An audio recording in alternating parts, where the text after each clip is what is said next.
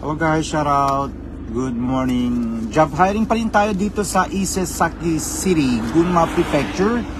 We need factory workers para sa ating ice cream factory. First 2 months, ang sweldo natin per hour ay 1,100 yen per hour. After 2 months, magiging 1,150.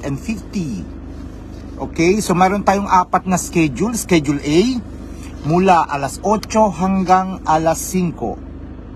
Alas 8 ng umaga hanggang alas 5. Schedule B, alauna ng hapon hanggang alas 10 ng gabi. Schedule C, alas 5 ng hapon hanggang alas 2 ng madaling araw. At ang schedule D natin ay mula alas 10 ng gabi hanggang alas 8 ng umaga. So pumili lang kayo doon sa ating 4 na schedule. At kung ayaw nyo, shoutout Arnel Muto, happy birthday, belated. Kung ayaw nyo pumunta dito sa Gunma Prefecture, meron tayong mga nakatambay na matanto siya dyan sa Shizuoka area, dyan sa Yaizu. No? Nandyan si Arnel Muto Manuel, pwede nyo niyang i-message. Si Largo, Kent Mata, si Mark Largo. For those Brazilians, you can contact Marcelo Honda or Gerson Nishikawa. They are the leaders there in Kakegawa for Brazilians. So there are so many job vacancies around Shizuoka area.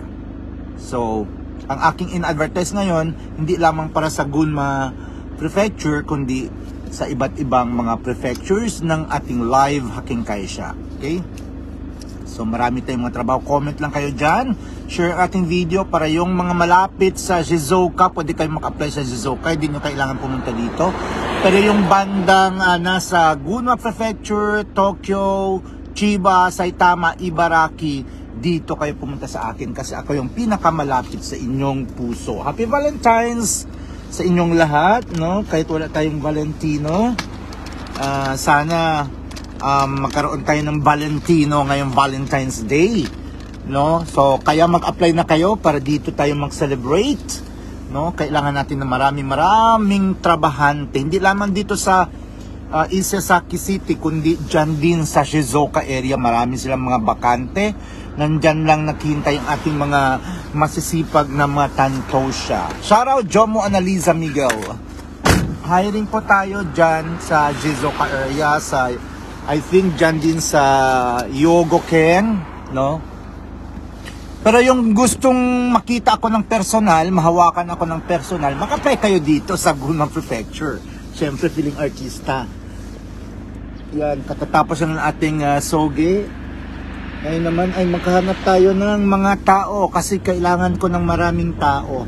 15 yung hiring.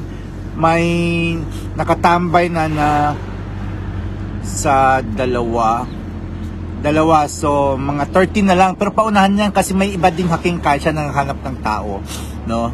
Yung 15 na hiring, hindi naman lamang yan para sa live lang, kasama din dyan yung ibang Haking Kaisha, so paunahan na lang. But parang hindi naman yan ang aking video. Yan, nagdumihan natin yung camera.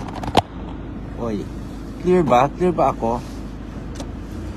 Nakikita ba yung mukha ko, guys? Liza Dulano, shoutout. Ba't parang saan ba yung camera nito? Yan, linisin natin yung camera.